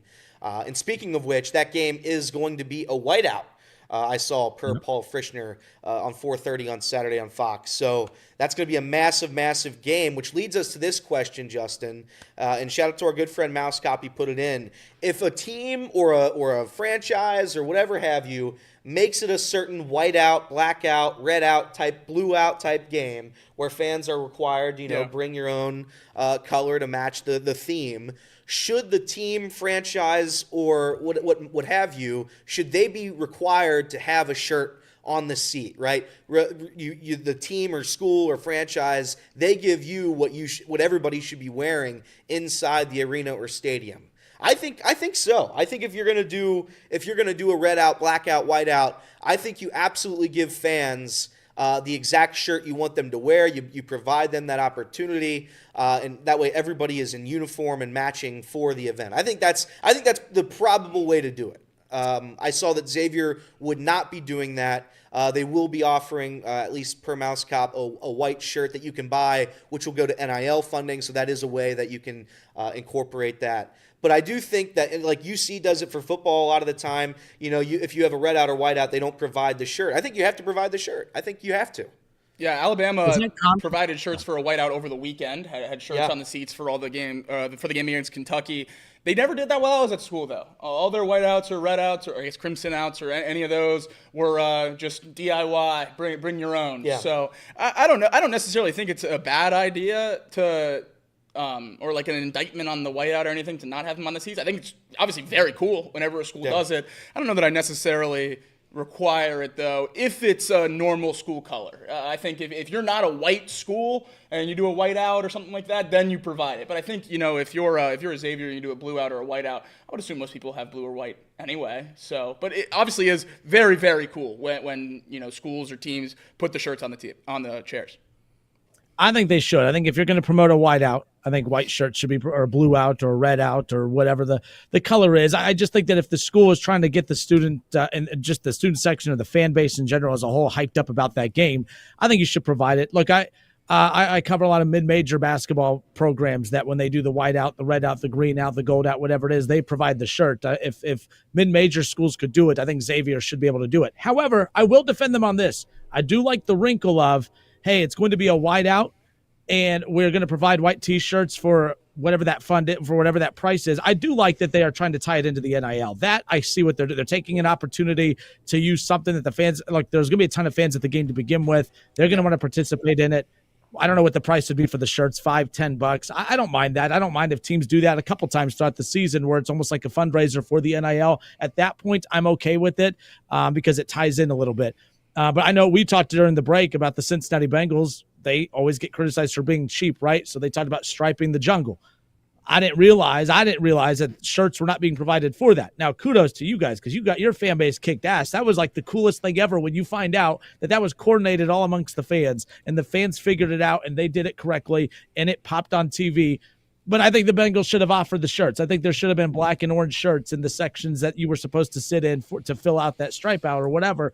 I defer from that, Jake. I think that the team should. I think there's money for these teams to be able to provide the shirts for the fans. I think it should be done that way. But I do like the NIL tie-in as far as that goes. What if the shirt's not $10, it's $40? I mean, that would be ridiculous to price it at $40, wouldn't it? Are they doing it for $40? Like if it's what if it's $25? That's high. I think $5-10 for. I think $10-15 for a shirt max is the highest number I would go to buy the shirt to participate in. But then again, I get people's complaints because you're also spending money on tickets. Now, I don't know what that ticket price is to go to a UC or a Xavier game, but I bet you it's a little bit more than $15. I would assume. Yes, it is. Yep. So then it gets a little pricey. It adds up. I just think that if you're going to set up the event, you're responsible for what the event looks like. Yep, I agree. Last thing here on college basketball we'll close it out with college football on the other side. Bob Huggins did an interview recently and let it be known that he still wants to coach again. And the only reason I bring this up is because for a while, timing is everything in coaching, obviously. And then when the right situation opens up at the time that you're looking for a job, I think that when Urban Meyer went to Ohio State over a decade ago, the timing could not have been better. He didn't leave Florida to go to Ohio State. He left Florida, didn't know what his future held. He didn't leave Florida knowing that a year later that Tressel was going to be caught up in this major scandal that was going to lead to his departure and ultimately Fickell being an interim coach for a year. Timing was everything, and I think that was huge for Ohio State football, at that time. And I look at, Huggins possibly reuniting with Cincinnati. There could potentially be the perfect timing there. Obviously, Wes Miller, things have not gone well. There's so much talk about, do you bring him back another season? Do you just continue to put up with the roster with a lot of talent on it? Obviously doing really well on the recruiting trail, but it not leading to anything of substance on the hardwood. Timing could be everything. If they move on from Wes Miller, could we potentially see UC and Bob Huggins reunite? He says he wants to coach again. I believe he will coach again. I believe a school, whether you agree with it or not, I do believe a school will overlook some stuff and bring him back to be a head coach. Could that potentially be Cincinnati in your opinion? No, and I think anybody who offers that idea is kidding themselves. That's an unserious option. The guy's 71 years old. He's a fine basketball coach. I think he's made 6 of the last 9 tournaments, not including, obviously, this past year. So, if Bob Huggins wants to coach UC, he would need he'd need a full-time driver, and any press conference would need a 5-minute delay. So that's if you wanted to do it that way, we can do it that way. But I think that going a younger route is probably the better option, just for the sake of all of our well-being. Probably a lot of St. John's fans said the same thing. I would say Rick and Bob. I would say they did 2 different things there. Bob Huggins would be pretty immediately a top 10-15 coach in college basketball the minute you hire him. I don't know Agreed. about that. I don't know about that, I think guys. so. I think he's a fine. 6 of the last 9 tournaments. I think he's a fine basketball coach. Don't get me wrong. I don't think that at age 71 Bob Huggins is ready to roll. I could be wrong on that. And if you want to bring Bob Huggins back for a couple years, certainly the Wes Miller experience isn't working. I guess, but again, I would rather not have Bob Huggins coach my team in the year 2025. That's at least my opinion. Take emotion out of it, like not justifying what he said. Like there's to be fair here, there's a reason he's not coaching, folks. There's a reason he is not pacing the sidelines right now. And I'm not overlooking, from the DUIs to the beyond insensitive comments he made on a local radio station in Cincinnati. There's a reason he's not on the sideline right now. And I do believe schools will overlook some of those things, and he will pace the sidelines for a school at some point. Not saying it's right or wrong. We just know how this, you know what I mean? Like we know how this works. I'm not signing off on it, but we know how this stuff works. He will coach again, most likely. So the question I have is to you, Elliot, is Bob Huggins a better college basketball coach than Wes Miller right now? It sounds like you're saying no, but I want you. Is Bob Huggins a better basketball coach? Yeah. I mean, no doubt about that. I have no disrespect to Wes Miller, but what has Wes Miller ever done? So I think, I would take Bob Huggins in that sense. But Bob Huggins hasn't had a ton of tournament success, as in deep in the tournament success, either. You know what I mean? Like he's 71 years old. I would say his off the court antics, we'll call it I'll say that. His off the court antics wouldn't be worth the on the court success in my eyes. I could be wrong, and if you want to go that route, you can go that route. And I'm still a UC fan, and I'm sure they'd win games. I'd probably say right away they'd win games with Bob Huggins. I just don't think it's a serious option. And I think that I'm sure he's someone that you'd want to hang out with at a bar, and I'm sure that's great. I just, as somebody who wants my basketball team to be good, I'd like to have a different head coach. That's not Bob Huggins. I think you're right, though, Kenner. I think he is going to get hired somewhere, and I think that team's going to be pretty dang good pretty quick. Yeah, the Dayton fans have brought that name up over here. And a lot of them are doing very similar to Elliot. No, go younger. We need a younger coach. We need there's a lot of up-and-coming coaches that we could give this opportunity to help do something here. But sports are cutthroat. In fact, sports are more cutthroat now. Like it's always been cutthroat, but I feel like right now with all the uncertainty, where in the past it was cutthroat, but like now you have to win, you have to have success, you have to bring in donors. I think what Bob Huggins represents, again, off the court issues aside, he is a figurehead that would all of a sudden bring so much credibility to a program that all of a sudden donors would fork over whatever money they need to. I think collectives would go through the roof. I think that he would, again, from a cutthroat perspective, if Cincinnati said, hey, desperation here, if we move on from Wes Miller, who we could be patient with and build a program around, or we could bring in Huggins and just watch everything spike. I see a team going to do that. Dayton would be an interesting one if they wanted to go that route. I don't think that they will either. A school will do it. I'm just curious what level. I don't know if it'll be a Power 4 school. If Cincinnati doesn't do it, I don't know, but I think he will be on the sidelines somewhere. He'll build his way back up the way we saw Rick Pitino do it.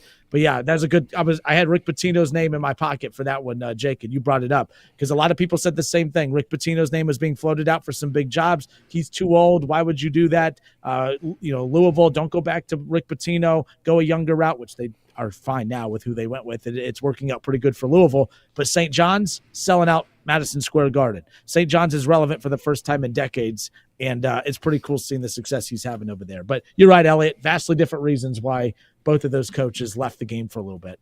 He'd be, I think, like the 7th oldest coach in college basketball. I just don't know what school would want their program to be started with Bob Huggins. It doesn't make sense to me at this point. Fair enough. All right, Off the Bench presented by United Dairy Farmers. Look, nobody cares about Nebraska's football program, even though that's who UC kicks off the season with next year. Nobody cares, of course, about Tennessee's football program on this show or those listening, but it is something happened with these two teams regarding an upcoming home-and-home series that I think could impact your team. And I think if you're Cincinnati, you should potentially look at what they just did for future upcoming big non-conference games. We'll discuss more when we come back. Off the Bench presented by United Dairy Farmers.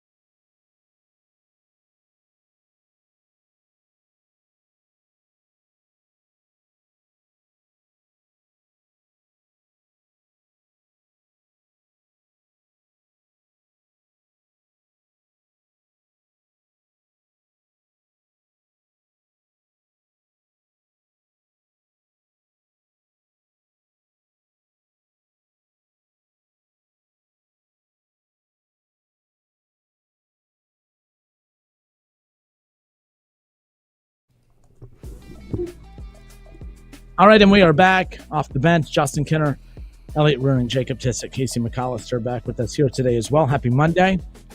We're all passionate about Nebraska football, right? No. That's right. We're not go Volunteers, right? No, we don't care about them either. But something like Nebraska is getting criticized pretty heavily right now for something that they did over the weekend that I actually deem to be very, very smart and good business. At the end of the day, you can question the competitive spirit of Nebraska football. You could say that it was soft of them to do it. I actually find it to be very, very smart. And it's not just mid-tier Power 4 programs that I think need to do what Nebraska just did. I think that even the bigger programs, the blue bloods, if you will, the faces of these bigger conferences, they need to start doing what Nebraska just did. So Nebraska a couple years ago had signed a home-and-home series with the Tennessee Volunteers. So Big Ten against the SEC. That's a heck of a non-con matchup. It's not the sexiest. No one's, dropping everything to watch Tennessee and Nebraska. But for both of those schools, that is a very good competitive non-conference matchup. Maybe more so for Nebraska than Tennessee, but Nebraska has shown slight improvement in recent years. Nebraska went ahead and they pulled the plug on this home-and-home series. They're paying a $500,000 buyout from this. And Tennessee's very disappointed. They were looking forward to this home-and-home in series, and they're just disappointed that Nebraska pulled the plug on it. We said that there would be consequences throughout this most recent college football season for rewarding, now this sounds goofy, cumulative wins and not paying attention to the quality of the wins. We did not pay. There was no quality wins for Indiana. SMU beat literally nobody. There were a lot, Boise was there because of obviously getting the auto bid, but there was nothing of significance on their resume either. When you continue to just show teams that, hey, you just need to win 10 games, win double-digit games, and be sitting there at the top of your conference. That's all that matters. We don't care about substance. We don't care about the quality of teams that you play. The only thing that matters is that you win a lot of games. And that's what Indiana proved. That's what Boise proved. That's what SMU proved this past season. And we said there would be consequences to rewarding that type of thing. Would there be the people out there that say, well, you don't punish people for winning? They're not being punished for winning, but they are being held accountable for not having as good a quality wins as some teams that might have more losses than them. They have more losses, though, for a reason. They had more probability of picking up those losses because they played a much tougher schedule. And you may not control your conference schedule, but you do control your non-conference. Well, it didn't matter. Indiana played nobody in the non-conference, and it didn't matter because they got rewarded for playing nobody throughout the season, and the one somebody that they did play, they got blown out, and that was Ohio State. Nebraska's getting ripped. They're getting criticized. They're getting called soft, uncompetitive, all of this. And I'm sitting here saying good for Nebraska. That was smart business on their end. I have no problem with them pulling the plug on the Tennessee series. Tennessee, they should be happy too. I'd put Tennessee State, Tennessee Community College. I would just put every bad team in your state that you could think of on your non-conference and do all of your talking in conference play. Same thing for Nebraska. I wouldn't challenge yourself whatsoever. They play Cincinnati, by the way, to kick off next season. 6.5 point spread. Already. So I was looking at Cincinnati's upcoming non-conference schedules over the years. Obviously, Nebraska in Kansas City on August 28th. Cincinnati will play Bowling Green and Northwestern State. Oh, my gosh, Cincinnati, you got to do better. That's a hell of a non-conference schedule. Hey, Keith, that's a hell of a non-conference schedule. I love that schedule if you are Cincinnati. In 2026, they play Boston College, Western Carolina, and Miami of Ohio. All right? Did they scratch that, though? I thought they got rid of that one. Did they keep that? I'm going to be honest. I don't know. I thought they did too, but maybe it was contractually. Maybe there's one more contracted in there. I don't know. But either way, that's a great non-conference schedule. Cincinnati, you're going to play tough teams in your conference. Why put a roadblock on purpose in your non-conference? They play Boise and Army and Nebraska again in 2033.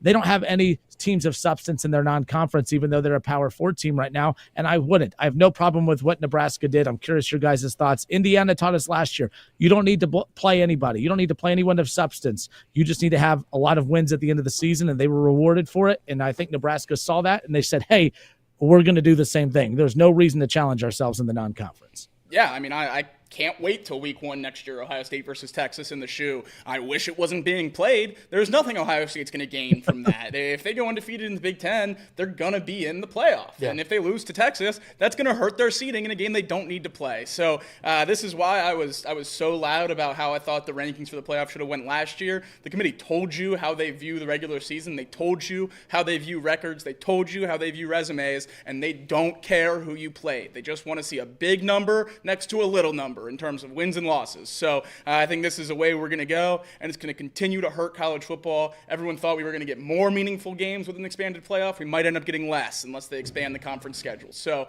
I don't know whether it's good or bad, but it's a must. If you're a team that thinks they can win a championship, you have to get these tough non-conference games off your schedule because you literally gain nothing. So there's no reason to play them.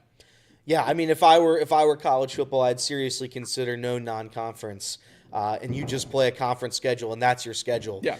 Certainly, God knows these conferences are big enough now where you can do that. So, if that's the way going forward, that's the way. I know that would hinder obviously the smaller schools because that's how they make their money for the year. And I understand all that. When you get to travel when the Citadel gets to travel to Alabama, it's fun for the whole university for the next 15 years. I understand it. But if you're seriously considering making your sport as competitive as possible, you eliminate the non-conference schedule, you just play your conference, and that's it. And I'm sure it's going to be that in the next 5 to 10 years once these conferences split up from the rest of college football. All right, last thing on the way out as we wrap up radio today, that goes back to Jake, a point you brought up earlier in the show, the fact that spring games are starting to become a thing in the past as well. A lot of Power 4 programs have announced that they're going to do away with spring games. Ohio State, I haven't paid attention to how they're doing this, but they're almost calling it like a fan fest. They're not even really – they're going to have some kind of spring activity, but it's not really being billed as a spring game now. But a lot of teams are doing away with the spring game and turning it more into like a fan fest opportunity in regards to this, for what you were saying earlier about recruiting and the transfer portal and everything else. Yeah, Ohio State labeling theirs as the Spring Showcase, an event happening in mid-April. That's going to be in place of their spring game, but other universities not changing it, just doing away with it as a whole. Texas, USC, and Nebraska have all done away with their spring game already. Matt Rule, the only one to really go in depth publicly about why they would do so, and he said last year during their spring game they had a lot of guys lower on their depth chart come out and play really well. And then after the spring game, when the spring transfer portal window opened up, they were contacted by various other schools, and they lost some players that were key depth pieces for them at Nebraska last year. And he said that they don't gain enough out of the spring game in order to risk losing some star players like that. So they'll be doing away with it. I would assume similar sentiments from Texas and USC. Neither of those coaches went too in-depth about why it would be, but Steve Sarkisian was quoted as saying college football is changing right now, and we need to do a great job of coaches adapting to that. So not really going into detail as to why they're doing away with it, but just saying that this is the new era of college football. I think we'll see more of this. I think with the longer seasons, you're going to see less players that go to the championship, to the Final Four, play in those Senior Bowls and spring games, and then you're going to do away with the spring games because of the regular season going so much longer. I think they're just trying to take miles off these kids' bodies. I mean, we're still talking about 18, 19, 20-year-old kids. I know they get up to 24, 25 now with NIL and transfer portal and red shirts and everything along those lines, but these are still young guys that are wearing down their bodies at a pretty high rate if you're practicing a whole lot and having a full contact spring game. If you don't think you need it, I mean, obviously there's recruiting and a lot of other stuff that goes into it as well, but even just injuries. I mean, how many times have we seen players get hurt in the spring game? We saw C.J. Hicks break his arm in the spring game for Ohio State just a few years ago when he was supposed to come in as a true sophomore and be a really dominant edge rusher. So I think there's even deeper things than just the new era of college football here going on with the spring game. I think, we see the NFL go away from the preseason games. This is a very similar sentiment. Just preseason football is unnecessary because of how contact-oriented it is and how much injury risk there is in just even a practice. So we're going to see more of this happen, and it's a negative for fans because a lot of fans, especially for big schools, I know especially living in Tuscaloosa for so many years when I went to college, it was a big thing there, but a lot of the local fans around these colleges can't afford tickets to the big games. So the $5, $10 ticket, the free ticket to the spring game, that's when the people that live in Tuscaloosa or in College Station or in Oxford, Mississippi, they get to go see that game. They get to bring their family and watch the kids play for the team that they're going to watch, on TV the rest of the year. And that's a really great piece of the spring game that I think is just, put on the back burner when you're talking about moving it and all the other positives that come with it. That's a huge negative. You're cutting out a big piece for a lot of the homegrown fans. All right, good stuff. That wraps it up for us here today on the radio side. Thank you, everyone, for tuning in. Hope you all had a great weekend. We'll do it again tomorrow. Anything else to close out, guys, as we wrap it up? No, I don't think. I think we got it all. We got more drilling outside, so maybe we can just keep the mics on and let the drills roll. A little bit of breaking news. Stephen Jones, Cowboys GM, said they're looking to draft a quarterback in this draft. Whoa. So no other information there. Just a nugget from Stephen Jones. Will Howard, baby. something. But all right, They're gonna guys, steal good stuff. Sugar and Dion from you, Kinner. Yeah. Oh, I mean, look, he's so talented. He's hiding all that. He doesn't want to show off for all these teams at the combine. He said he's just going to do his individual, team workouts. His film's too good. He didn't want to make everyone else jealous. That's what it is. He's saving himself for Cleveland. So there you go. All right, that wraps it up for us. Until tomorrow, this has been Off the Bench, presented by United Dairy Farmers.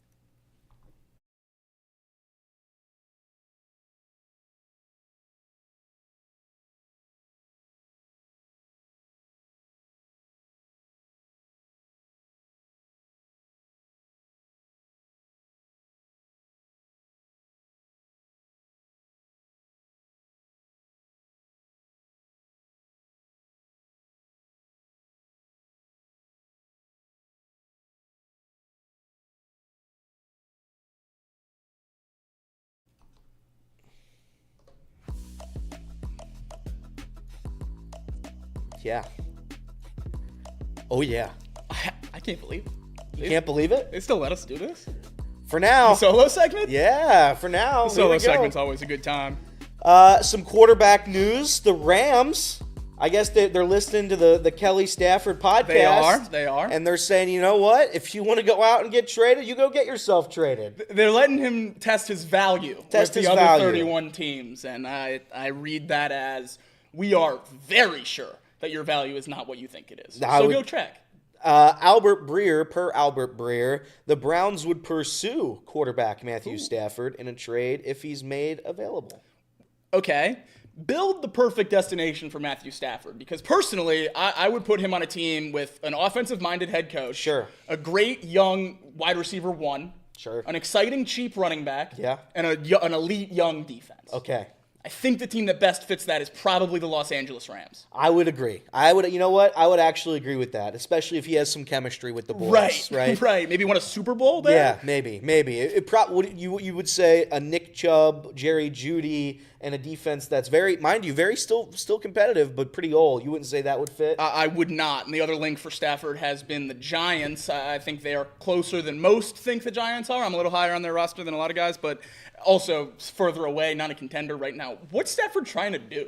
Is he just focused on this $50 million number for personal reasons, or does he care about winning? Because that was the other report, is that he thinks his value is $50 million a year, and I would just say, so does everyone else?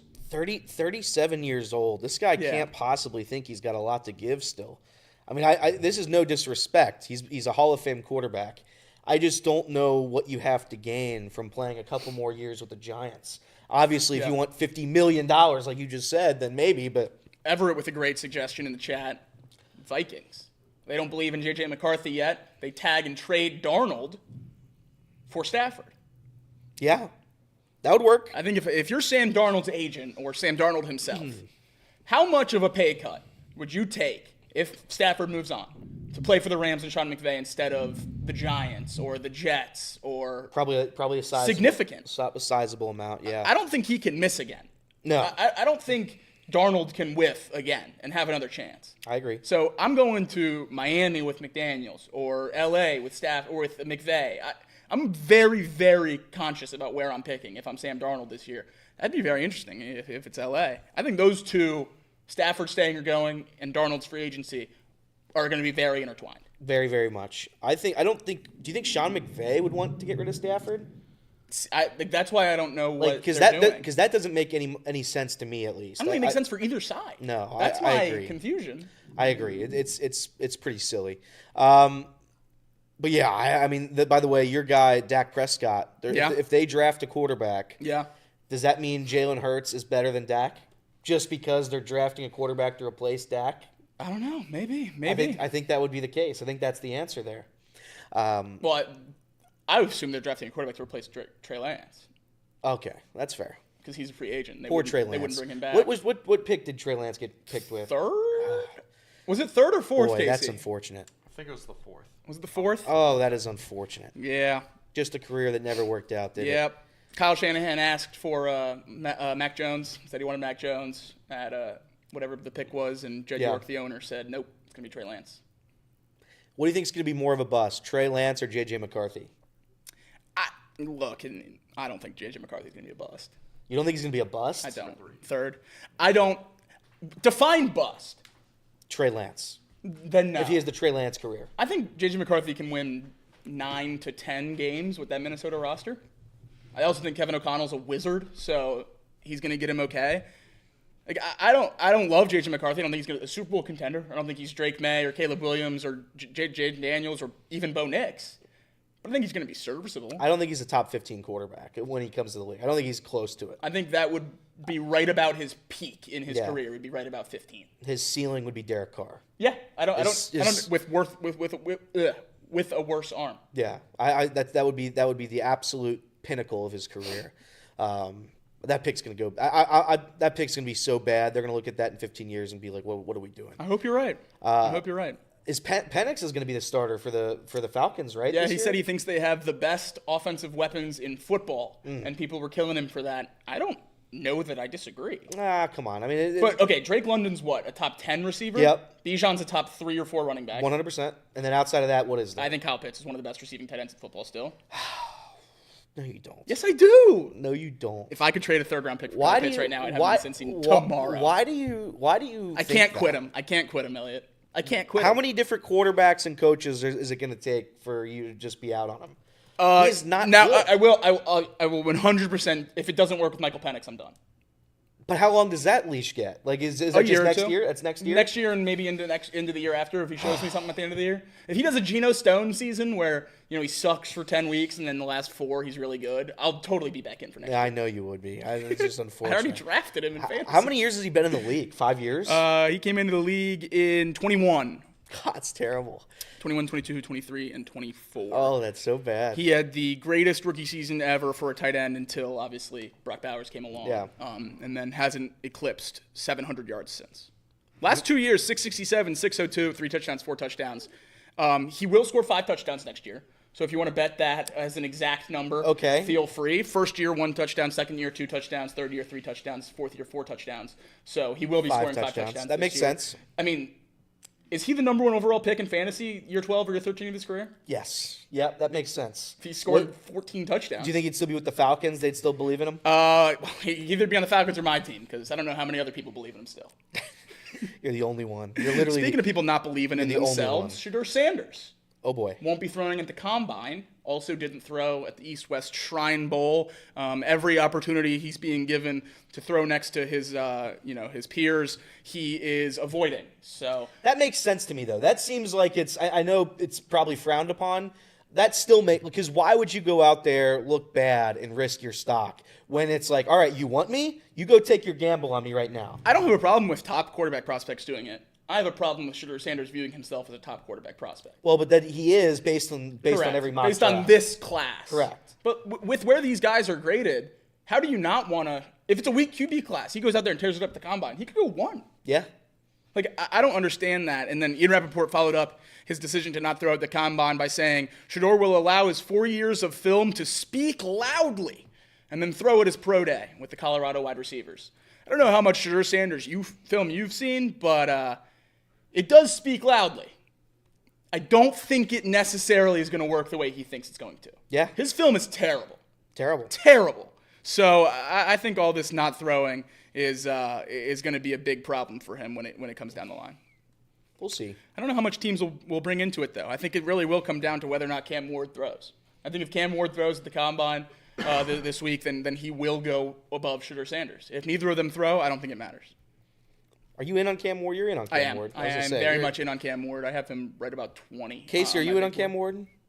I guess around what Jacob just said, around 20, right? Where do you have Shedeur? Because I assume he's your 2? I mean, not even close, right? I mean, I haven't really looked at the quarterbacks all that much, so I'm just going off of what consensuses are, and it's just like he's a second-round guy, but going to get drafted in the first, so... Yeah. Fair enough. Now, very interesting QB class. Interesting enough that some people are saying Tyler Shough, the Louisville quarterback, is the number 1 quarterback in the class after film study. Seeing some draft analysts saying his arm's live. The age is scaring people, but he's not that old play age. It's because of injuries. He wasn't benched. So a lot of people watching on to him, maybe a sneaky quarterback 3 as we watch the draft play out. But yeah, when you're grasping at straws for quarterbacks you haven't heard of coming around draft season, coming around this point in draft season, it's a very, very weak QB class. I've literally never heard of that person in my entire life. So that's pretty crazy. All right, we're going to get ready for box lunch. We will see you guys tomorrow off the bench. Love you guys.